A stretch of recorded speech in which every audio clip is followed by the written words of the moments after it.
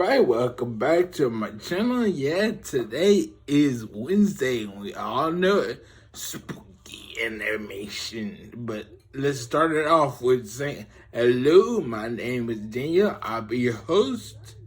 Guy in the chair. And today, since it's Wednesday, it's spooky animation.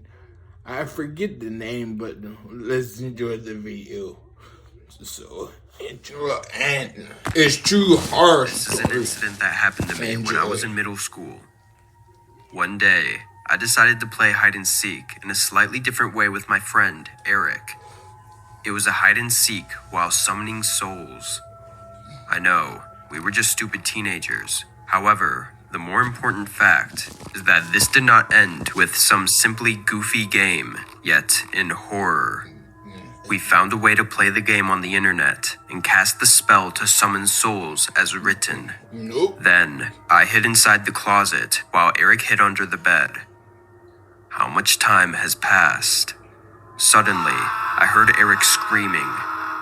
Hiding inside the closet, I looked through the crack of the open doors. That terrifying sight. Eric bounced out of the bed as if he had been pulled out. He swung his arms as if he was fighting and shouted at me, "Max, help me!" But there was nothing on the side he was staring at. There was just a wall. I was dumbfounded, having no clue what just happened. Then, after a moment, Eric screamed hysterically and grabbed his neck. Soon after, his limbs spread uncontrollably as if someone was pulling them. Eric screamed frantically. I started trembling so bad at the shocking sight. A few moments later, he rolled over like crazy until he crashed into the wall and passed out. Then it became quiet. Thinking this had gone wrong big time, I urgently called the ambulance and carried Eric out of the house. As I was leaving the house, I heard a voice from behind. It was the voices of dozens of children laughing and saying, "Now you're it." I got so many goosebumps and my legs got loosened, so I fell and dropped Eric to the floor. After barely dragging Eric outside, an ambulance arrived a while later. Eric was frothing at his mouth. Eric's parents rushed to the hospital and tried to blame me, but the doctor made it clear that I did not make him like that. He said Eric's ligaments in his limbs were severely torn, which is definitely not something a middle schooler could do. A few moments later, Eric woke up and said some invisible kids grabbed his arms and legs and pulled at them hysterically. However, no one believed his words, and I haven't seen Eric since that day. He moved out soon afterwards, and I still don't know how he was doing. The guilt for not being able to protect Eric at that time still remains inside me. If I had gone out of the closet and saved him, would he still be injured? However, I was too terrified. Even though I didn't know what they were, I knew they weren't something I could confront. Since that day, I haven't played hide and seek. However, even today, it feels like I am with someone even though I am home alone. One time, early in the morning, I heard a voice underneath my bed.